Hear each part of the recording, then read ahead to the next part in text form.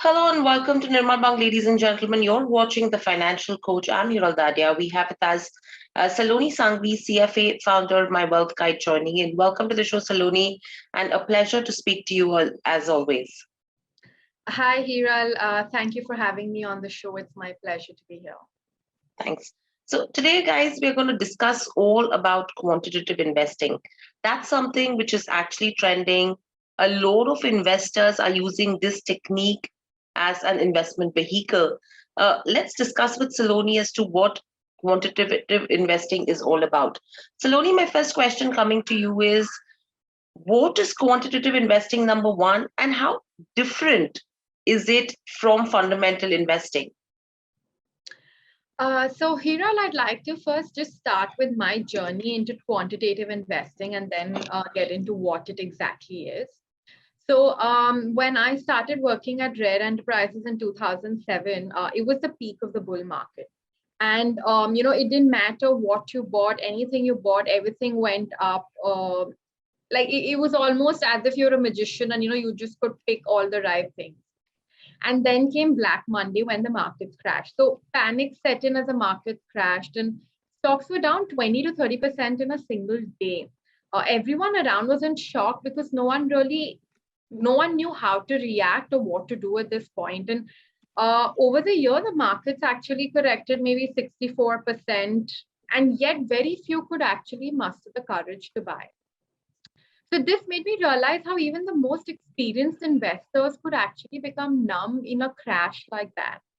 I was always personally drawn towards screeners. So, I would maintain a list of stocks that I thought were good buys based on various parameters. And that actually came to my rescue, and I landed up buying Marico at, I think, 25 rupees at that point, which became 5x in 5 years. So that made me realize the value of an emotionless approach to investing. Benjamin Graham famously said the investor's chief problem and even his worst enemy is likely to be himself. And investing usually has been a very subjective process where even if there's a stated style or, there are policies to guide the process, there's a tendency, because we're all human, there's a tendency for biases to creep in. So quantitative investing essentially tries to model and determine patterns in data to build mathematical frameworks. So a set of rules is defined based on certain factors or parameters and based on their correlation to performance. So extensive data crunching is undertaken to pick stocks that have a higher probability of outperforming the market. And also, obviously, because of cheap computing power and advanced technology, it's become easier than ever before to analyze huge data in a short period of time. I think one of the most famous examples of quantitative investing would be Jim Simmons. He's the pioneer and the founder of Renaissance Technologies. His flagship medallion fund actually delivered a CAGR of 39%, even after huge fees. I think he had like 40% fees, a huge amount of fees since 1988. So what this does is essentially removes the emotion out of investing versus, other forms of investing, especially fundamental investing. A lot of it is based on, your gut, your research or insights. But quantitative investing is only based on evidence. Right. So, with what we've spoken so far right now, what are the most common strategies that are used in quantitative investing right now? So quantitative investing can actually be used for many different strategies, which could range from, a matter of seconds, like high frequency trading, to a matter of years for long-term wealth creation. So some of the strategies that are more commonly used, would be arbitrage strategies, basically event-based arbitrage, which takes, changes in regulation, corporate actions, etc. Or even, identifying securities based on its relationship with other securities or assets. You can have global macro strategies, which identify which country or region to allocate funds to, and they allocate based on that. You have a lot of smart beta strategies, which try to improve the risk-adjusted return of existing indices. One of the most common strategies is essentially a factor-based strategy. So this takes into account various factors and their relationship with price.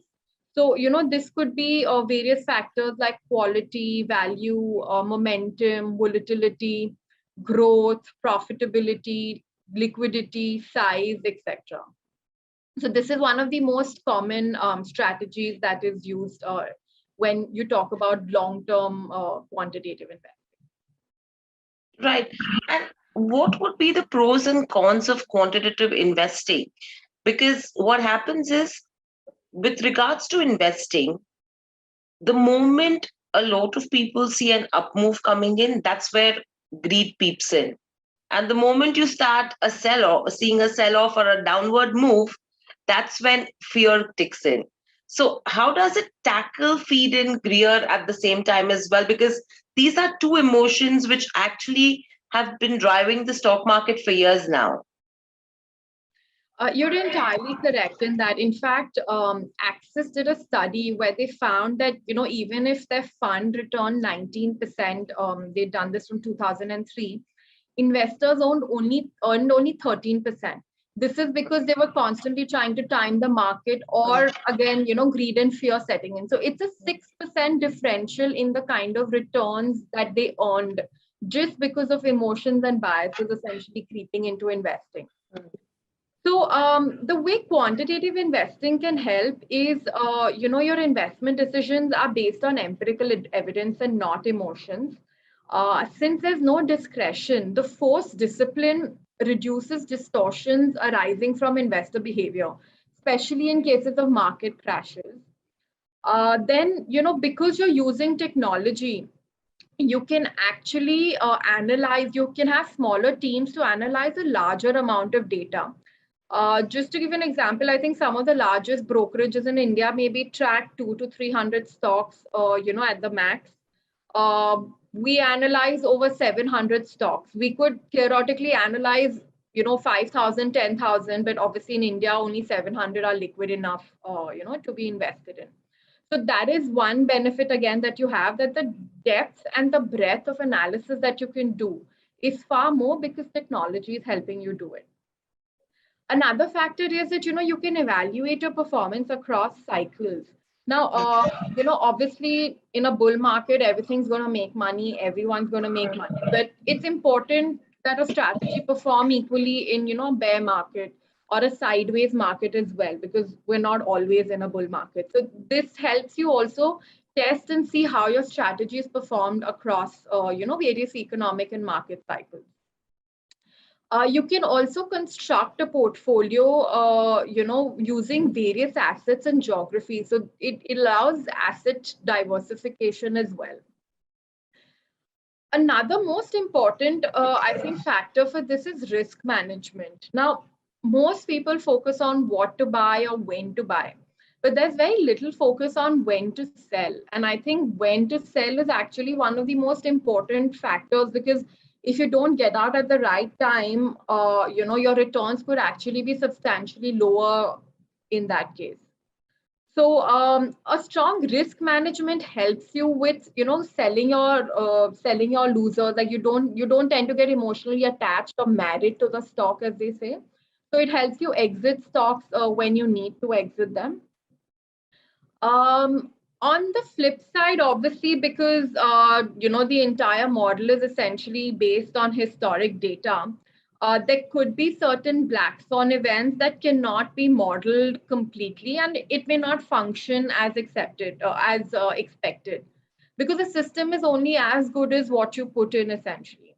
Mm-hmm. And obviously, though the past is no indication of future performance, because there is a possibility that, underlying relations may change or evolve. So since markets are dynamic, your strategies also have to keep up with the changing landscape. Right. So these are few of the pros and cons that we look at it. And as you mentioned, Salonee, right now that quantitative investing is based on historic data. Then how can an investor be sure that it will hold true in the future too? I mean, as you mentioned, few events like Black Swan, etc., those are not something which you will be able to actually identify with quantitative investing. But leaving few of these aside, how will it hold true in the future? So, I strongly believe that history repeats itself. While the exact events may not be the same, for example, 2008 happened because of the global financial crisis. March 2020 happened because of the COVID crisis. So, the reasoning behind why the markets have crashed is different. But, in a crash, the behavior that you would want is similar. Hmm. Actually, Sir John Templeton famously said that the four most dangerous words in investing are that this time it's different. So the idea is, you have to have a strategy that is constantly evolving, and you're constantly testing if the relationships and patterns are still the same. So the model also evolves as time goes on and as the markets move on. As I said again, back testing helps you understand. So this gives you an idea of how it performs across a bear market, across a sideways market. If economically we're not doing well, how is the performance across that as well? Okay. And is there any human intervention in terms of where, say, selecting a stock or selecting what sector to look at, etc., is concerned? So usually the stocks are selected based on a predefined strategy without any human intervention. Hmm. So that it doesn't matter if I were to like a particular stock or not like a particular stock. That would actually have no bearing on the portfolio per se. So the discretion is entirely out, and it's completely based on the system. Okay. And what are the various products or instruments through which retail investors can get exposure to quant strategies? Because right now, if you talk about quantitative investing as well, it's mainly fund managers. You talk about, PMSs. These are the guys who actually are able to use quantitative investing as a tool. Retail investors, not too much of access yet that has creeped in. So, which would be the various products and instruments? So, interestingly, globally, JP Morgan estimates that more than $2.5 trillion or 20% of the US market cap is now managed by quant style funds and is Wow. actually growing at 15% per annum. In India, it's still in a very nascent stage. It comprises of less than a 0.5% of the mutual fund industry. There are only a handful of fund houses that do have mutual fund options in the space. And traditionally, actually, retail was priced out since quant strategies only available, as you mentioned, to institutional investors. So now you have fund houses, like Nippon, DSP, ICICI, Tata, etc., which have launched quant funds in the last 1 or 2 years. You also have multiple SEBI registered managers that have launched several small cases that give you access to quant based strategies. In fact, we ourselves have 3 portfolios based, on quantitative investing. So, yeah, go on. So basically, right now the industry is still growing, but I think as in India, as people realize the benefit of quant-based investing, we will have a lot more options that would open up. Right. And how fast do you think India as a country would grow in terms of quant-based strategies? And how, I mean, what's the future looking like? So I think, in a quant strategy, there is no stock specific story. There's no personality of a fund manager essentially driving sales, right? When you tell the investors that your money is going to be deployed based on a mathematical system, it's not extremely exciting. But I think given the inherent benefits, I see that people are recognizing, the impact of emotions on investing, especially with the crash that we had last year. I mean, I know a lot of people who actually stayed out of the markets hoping the markets would fall, and then they missed out on the entire rally. So I think over time, as people see the inherent benefits of removing emotions from investing, there is an extremely huge potential in quant-based strategies. Right. So only one question which comes to my mind right now is, yes, we understand that quant strategies are way different from fundamental strategies. But how is quant strategizing different from, technical analysis? Is there some correlation between the two? So I think technical analysis broadly uses price and various parameters which are based on price and volume to decide what to buy. A quant strategy would take into account multiple factors. A quant strategy, for example, in the US where data is available, they take into account credit card sales, weather patterns, so it just depends on what kind of data is available. So quant is a more holistic approach in that sense where you can take technical indicators, you can take fundamental indicators, you can take various macroeconomic data, etc., and then build a model. Right. So if someone really wants to learn quantitative analysis, what are the avenues available and what tools could one use? Quantitative investing is a new and upcoming field, so there aren't too many options in terms of formal education. I think there are a few courses online on Udemy, Coursera, etc., and I think even SPGen has a course on the subject. I would personally recommend reading various research papers, that talk about various parameters, their relationship with price, how that impacts various factors, and actually experimenting with the financial indicators to understand patterns and relationships. For example, we researched over 800 different indicators before narrowing those down. Also, quant system, there isn't a software which would help you, directly plug in your strategy. So a quant system needs to be coded, built from scratch. So some knowledge of, coding languages like Python, R, etc. would also be helpful. But for someone who's just starting off, you can even start off with something as basic as screens and screeners, and then go from there. Right. So with all of this, my last question coming to you would be, Salonee, that there is a perception that quant strategies are for short term with frequent transactions. Is it the same, or do you think it can be used for long term wealth creation as well? That's a very good question because we get this very often, that this is just trading or it's just algo trading, etc. I think there's a fallacy because quant trading is, you have short-term strategies. As I said, you have high frequency trading strategies, which are literally a matter of micro or nanoseconds. But you can also devise long-term portfolios. Just to give you an example, the holding period in our portfolio is about 2.5 years. And the churn is only 25%. So it is very possible to develop even long-term strategies where you're holding the portfolio for 5, 10, 20 years as well. It just depends on your focus, and your time horizon that you want. Right. So does it mean that, even if it's a long-term portfolio, the parameters which are taken into consideration to do quantitative analysis, that's something which will keep changing over a period of time, even if that portfolio is built over the next 5 years? I believe any good portfolio, any good strategy has to constantly keep evolving. And you have to constantly keep checking, as I said, that the patterns and relationships still hold true. Because, you could be modeling based on, just to give you a random example, say if the pattern you had discovered was a low P gives you high returns, for example. So you have to keep testing if that still holds true, because, in case if that changes, then your entire strategy and hypothesis would also actually change.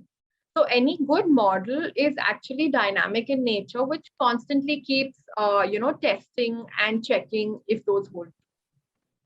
So I don't think you can build a static model and then use that for the next 20 years, because, the world is also changing. A lot of even things like even basic things like consumption patterns, etc., is changing. So you have to evolve along with that.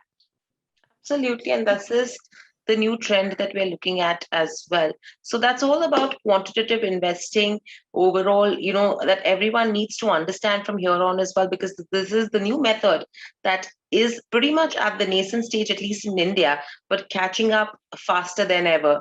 Thank you, Salonee, so much for joining us on the show and giving us a lowdown on what quantitative investing would actually mean.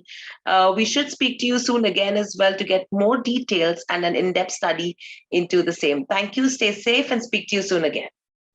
Thank you, Hiral, for having me here. Take care.